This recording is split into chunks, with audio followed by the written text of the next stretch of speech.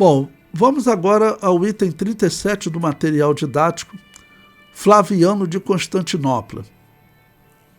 Em 449 da era cristã, foi agredido e assassinado por Eutiques e Dióscoro no segundo concílio católico de Éfeso.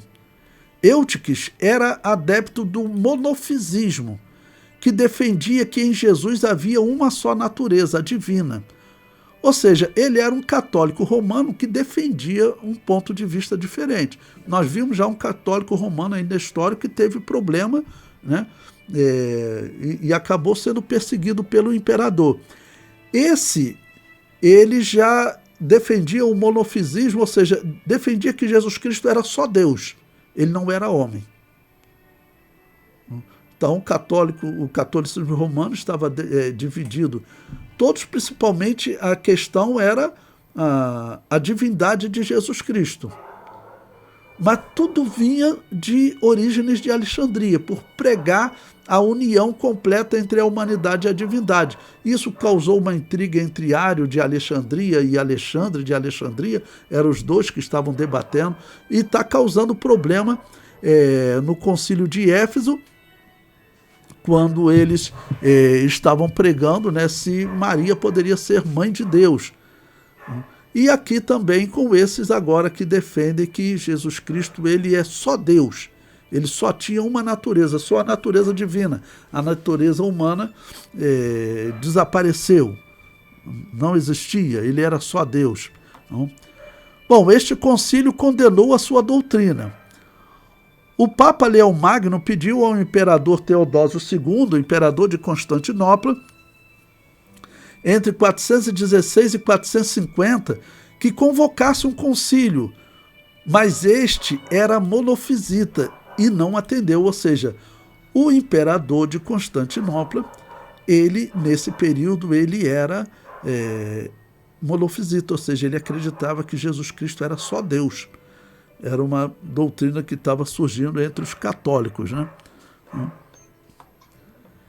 Esse evento deixa clara a autoridade do imperador sobre a Igreja Católica, ou seja, o Papa pediu para ele convocar o concílio para debater essa questão, ele falou que não.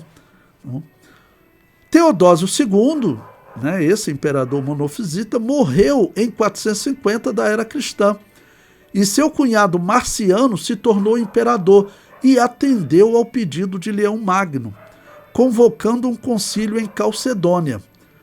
Marciano foi imperador do Império Romano do Oriente, com sede em Constantinopla, entre 450 e 457 da era cristã.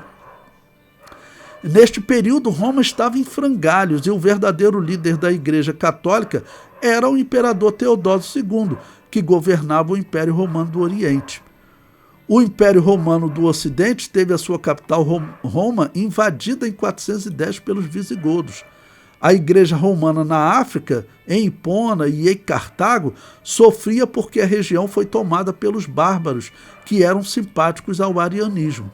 Só a cidade de Constantinopla estava livre dos bárbaros, e assim o imperador dava as ordens. Era o sistema chamado cesaropapismo. A crise da cidade de Roma afeta diretamente a Igreja Católica.